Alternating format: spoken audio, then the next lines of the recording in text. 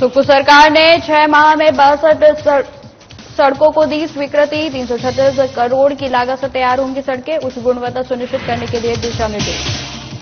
कांग्रेस सरकार में प्रदेश में अव्यवस्था का माहौल। पूर्व सीएम जयराम ठाकुर ने सरकार पर लगाया आरोप, कहा हर मोर्चे पर सुप्पू सरकार फेल।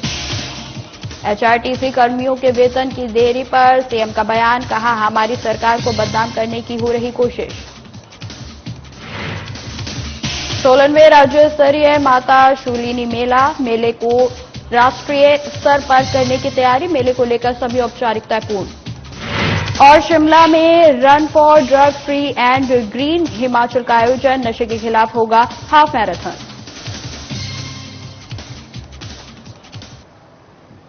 नमस्कार, स्वागत है आप सभी का हिमाचल की खबरों में। मैं आपके साथ निकिता कश्यप। बुलेटिन की शुरुआत करते हैं। मुख्यमंत्री ठाकुर सुखविंदर सिंह सुक्खू ने आज शिमला में लोक निर्माण विभाग के अधिकारियों के साथ आयोजित वर्चुअल समीक्षा बैठक की अध्यक्षता की। इस अवसर पर उन्होंने सभी निर्माण कार्यों में गुणवत्ता सुनिश्चित करने पर बल दिया। उन्होंने विभाग को विशेष रूप से स्थानीय निवासियों और पर्यटकों की सुविधा के दृष्टिगत नई सड़क परियोजनाओं में सुरंगों के निर्माण को प्राथमिकता प्रदान करने को निर्देश दिए हैं। इससे यात्रियों के समय और धन की बचत भी होगी। उन्होंने राज्य में रोपवे के निर्माण पर भी बल दिया। वहीं आपको बता दें, ठाकुर सुखविंदर सिंह सुक्खू ने प्रधानमंत्री ग्राम सड़क योजना 3 की प्रगति की समीक्षा करते हुए कहा कि राज्य के 422 करोड़ रुपए की अनुमानित लागत की 45 सड़कों की विस्तृत परियोजना रिपोर्ट स्वीकृत की जा चुकी है। इनमें से 44 सड़कों के टेंडर पहले ही दिए जा चुके हैं। उन्होंने कहा कि दूसरे चरण में 2662 करोड़ रुपए की लागत से 256 और सड़कों की डीपीआर स्वीकृति के लिए केंद्र सरकार को भेजी गई है।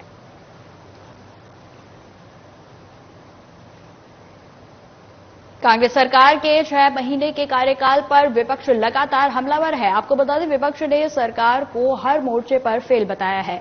विपक्ष ने नेता जयराम ठाकुर ने कांग्रेस सरकार को आड़े हाथों लेते हुए 6 महीने के कार्यकाल प्रदेश में अव्यवस्था का माहौल होने का आरोप लगाया है। नेता प्रतिपक्ष जयराम ठाकुर ने कहा कि कांग्रेस सरकार वित्तीय प्रबंधन करने में पूरी तरह फेल हुई है। सरकार 1000 करोड़ के ओवरड्राफ्ट में है। सरकार में आर्थिक बदहाली के बावजूद 6 सीपीएस बनाए, लेकिन सरकार नए रिसोर्स जनरेट नहीं कर पा रही है। उन्होंने यह भी कहा कि हमीरपुर सबऑर्डिनेट बोर्ड को भंग करने के बाद भी 1 महीने में लंबित भर्तियों को कराने की बात सीएम ने कही थी, लेकिन अभी तक बेरोजगार इंतजार कर रहे हैं। वहीं एचआरटीसी कर्मचारियों सहित कई अन्य कर्मचारियों को समय पर वेतन नहीं मिल पा रहा है।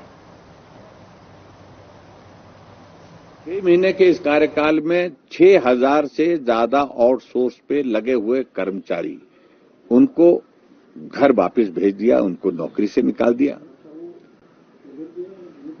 6 महीने के कार्यकाल में हिमाचल प्रदेश में चारों तरफ कानून व्यवस्था की सारी धज्जियां उड़ रही हैं। माफिया राज इस प्रकार का प्रभावी हो रहा है, कि सरकार के ऊपर इतने गंभीर आरोप जो है वो लग रहे हैं, जिनको आज हम देखते हैं कि वो लोगों के बीच में चौक चौराहे पे चर्चा का विषय बने हुए हैं। हिमाचल पथ परिवहन निगम को प्रदेश की लाइफलाइन कहा जाता है। निगम में काम कर रहे कर्मचारी करीब 12,000 कर्मचारियों को अब तक वेतन नहीं मिला है। वहीं आपको बता दें, कर्मचारियों के वेतन की देरी के चलते सरकार की खूब किरकिरी हो रही है। इस बीच हिमाचल प्रदेश के मुख्यमंत्री सुखविंदर सिंह सुक्खू का बयान सामने आया है। मुख्यमंत्री सुखविंदर सिंह सुक्खू ने कहा कि जल्द ही हिमाचल पथ परिवहन के कर्मचारियों को वेतन मिलेगा। उन्होंने कहा कि हमारी सरकार व्यवस्था ठीक करने में जुटी हुई है। भारतीय जनता पार्टी को इस बात का भी जवाब देना चाहिए कि अपनी सरकार के दौरान आखिर ड्राइवर कंडक्टर का 3 साल का ओवरटाइम क्यों नहीं दिया गया। वहीं आपको बता दें, मुख्यमंत्री सुखविंदर सिंह सुक्खू ने आगे कहा कि उन्होंने सत्ता में आने के बाद कर्मचारियों का आधा ओवरटाइम दे दिया है, जबकि सरकार बचा हुआ ओवरटाइम भी जल्द देगी। एचआरटीसी की सैलरी हमेशा 17-18 तारीख को ही मिलती है। 1 तारीख को मिलती है। नहीं, 14 तारीख को। हाँ तो खुद कह रहे तो 14 तारीख को मिली, आजकल में मिल जाएगी। एचआरटीसी का भारतीय जनता पार्टी ने पिछले 3 साल से ओवर टाइम नहीं दिया था, नाइट नहीं दी थी। मैंने उनकी ओवर टाइम और नाइट की आधी पेमेंट कर दी है और आधी हम वो करने जा रहे हैं। भारतीय जनता पार्टी से पूछा जाना चाहिए ना कि वो 3 साल से उनके नाइट और ओवर टाइम क्यों नहीं दिया गया। और जो सैलरी की बात है मेरे समय से नहीं है, हमें तो अभी 6 महीने हुए सरकार में आए। हम तो जो व्यवस्था बिगड़ी हुई है उसको ठीक कर रहे हैं, लेकिन ये दृष्टिकोण अपनाना कि हम पर दोष लगाना गलत बात है। ऐतिहासिक राज्य स्तरीय माता शूलिनी मेले को राष्ट्रीय स्तर का करने की लगभग सभी औपचारिकताएं पूर्ण कर ली गई हैं। इस बार मेले से पहले इसे राष्ट्रीय स्तर का करने का पूरा प्रयास है। आपको बता दें, मां शूलिनी की एक वेबसाइट का भी मेले के दौरान शुभारंभ किया जाएगा। ये जानकारी अतिरिक्त उपायुक्त अजय यादव ने सोलन में आयोजित एक पत्रकार वार्ता के दौरान दी। वहीं आपको बता दें, अजय यादव ने जानकारी देते हुए यह भी बताया कि माता शूलिनी के राज्य स्तरीय मेले का स्वरूप पहले से भी काफी बड़ा है। इसको राष्ट्रीय स्तर पर करने की लगभग सारी औपचारिकताएं पूर्ण कर ली गई हैं।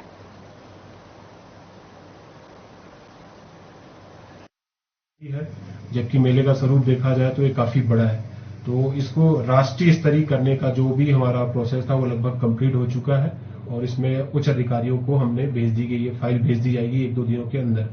और मैं आपको बताना चाहूंगा, पहले ये राज्य स्तरीय से राष्ट्रीय स्तरीय होगा, फिर अंतर्राष्ट्रीय स्तरीय होगा। तो इस वर्ष हमारी पूरी कोशिश है मेले के साथ साथ ही इस मेले का जो स्तर है उस राज्य स्तरीय से राष्ट्रीय स्तरीय किया जाए। साथ ही साथ मां शूलिनी मंदिर जो हमारा ट्रस्ट है उसके लिए एक अलग से ट्रस्ट है, उसकी वेबसाइट भी बन रही है, वो भी काफी एडवांस स्टेज में पहुंच चुकी है और मेले के दौरान ही जो भी हमारे मुख्य अतिथि यहाँ पे आते हैं उनसे उद्घाटन कराया जाएगा। हिमाचल प्रदेश पुलिस व पर्यटन निगम संयुक्त तत्वाधान में 25 जून को हाफ मैराथन करवाने जा रहे हैं। आपको बता दें, मैराथन की theme run for drug free and green Himachal है। मैराथन को राज्यपाल रवाना करेंगे। Half marathon 21.5 kilometre, mini marathon 10 kilometre, dream run 3 kilometre जीतने वालों को 7 लाख का प्राइज दिया जाएगा। वहीं आपको बता दें, एडीजी सतवंत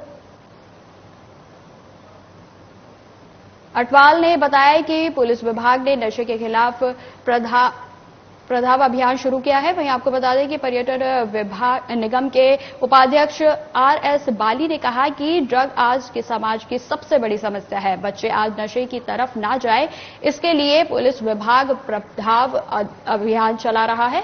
टूरिज्म भी इससे जुड़ेगा और टूरिज्म के होटलों में पैम्पलेट व अन्य माध्यमों से पर्यटकों को जागरूक किया जाएगा। देखिए, ये जो हाफ मैराथन है ये वर्ल्ड ओवर 26 जून को मार्क किया जाता है as a drive against international day for drugs and psychotropic substances. तो चूंकि 26 जून को मंडे पड़ रहा था और हम लोग ने सोचा कि बच्चे स्कूलों से नहीं हटाने चाहिए, थोड़ा ट्रैफिक का भी इश्यू आता है, लोग ऑफिस जाते हैं, तो एक दिन पहले संडे है तो हमने ये सोचा कि संडे को इसको कर लिया जाए ताकि सबको सहूलियत रहे। तो ये संडे को 25 जून को रिज से फ्लैग ऑफ होगा। इसमें 3 रन है, एक हाफ मैराथन जो 21.5 किलोमीटर का है, एक ड्रीम रन है जो छोटा है और एक 10 किलोमीटर का रन है। वाइप आउट जो एक संकल्प है उसके ऊपर हमने आज विस्तृत तौर पर चर्चा की और पार्टनरशिप टूरिज्म का पुलिस महकमे के साथ पूरी तरह से ड्रग्स को रोकने के लिए, ड्रग्स को वाइप आउट करने के लिए और कहीं ना कहीं जो परिवार है जो आज जूझ रहा है इतनी बड़ी समस्या से, उस समस्या में कहीं ना कहीं, क्योंकि ये बहुत बड़ी लड़ाई है, उस लड़ाई में कहीं ना कहीं अपनी भागीदारी रखने के लिए टूरिज्म डिपार्टमेंट आगे आया है। और मेरा ये पर्सनल तौर पे मानना है कि सोसाइटी में अगर आप एक भी इंसान को बचा पाए तो आपने जिंदगी में अपना काम, जो आप इस दुनिया में आए हो, आपने अपना काम कर दिया।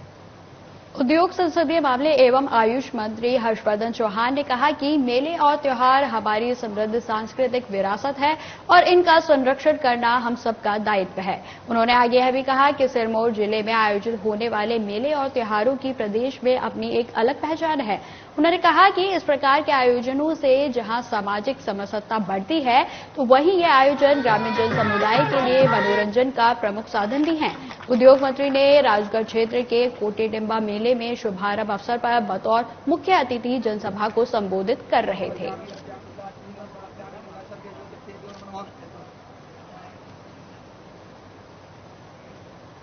जिला कांगड़ा में कोविड-19 के दौरान स्वास्थ्य विभाग में सेवाएं प्रदान करने वाले 1800 कर्मियों को वेतन नहीं मिल पा रहा है। आपको बता दें, इसके चलते पिछले 3 माह से लगातार आंदोलन कर रहे हैं। इसी कड़ी में आज जिलाधीश कार्यालय में आउटसोर्स कर्मचारियों ने डीसी कांगड़ा के माध्यम से मुख्यमंत्री सुखविंदर सिंह सुक्खू व केंद्रीय स्वास्थ्य मंत्री सहित अन्य को अपनी मांगों को ज्ञापन भेजा है।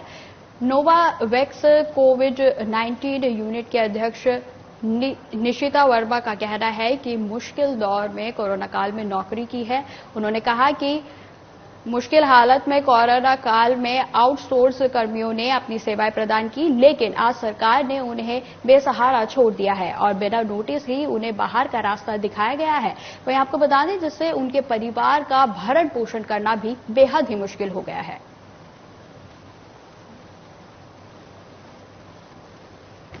जानते हैं कि उस समय ड्यूटी करना सभी के लिए बहुत मुश्किल था और जिस वक्त पे हमने ड्यूटी करी है, ऐसे समय में ड्यूटी करी है। आप जानते हैं कि जब कोविड पेशेंट से जब मुलाकात होती थी, जब मिलते थे उनसे जाके उनको दवाई देते थे या उनको खाना खिलाते थे, तो उस समय एक पीपी किट पहननी बहुत जरूरी होती थी अपनी सेफ्टी के लिए। ऐसे समय में ड्यूटी दी है और ऐसा नहीं कि आज डीसी ऑफिस में ही आके हमने अपना ज्ञापन दिया है। हमने सभी एमएलएस को, सीएम साहब तक को अपना ज्ञापन सौंपा है और आज भी यहाँ आने का भी हमारा एक ही वो है कि अगर हमारी सैलरीज जो हैं वो टाइम से आ सके, हमारी सैलरी की जो मांग है वो भी पूरी की जाए। जहाँ बहुत से बच्चे ऐसे हैं, जैसे कि बात की जाए सिरमौर और लाहौल स्पीति या किन्नौर जैसे एरिया की, तो वहां पे बच्चों को 2022 से सैलरी नहीं है। सलोनी उपमंडल सलोनी की भांदर पंचायत के धरोली गांव के मनोहर की क्रूरतापूर्ण तरीके से की गई हत्या का मामला अब तूल पकड़ने लगा है। आपको बता दें, इस मामले को लेकर लोगों ने किहार थाने का घेराव कर नारेबाजी की गई। किहार, भांदर व सलोनी क्षेत्र के इकट्ठे हुए सैकड़ों लोगों ने संगनी से लेकर किहार तक रैली निकाली गई, जहां उन्होंने थाने का घेराव करते हुए हत्यारों को फांसी दो के नारे भी लगाए। वहीं आपको बता दें, आक्रोशित लोगों का आरोप है कि पुलिस हत्या आरोपी पूरे परिवार को गिरफ्तार क्यों नहीं कर रही है।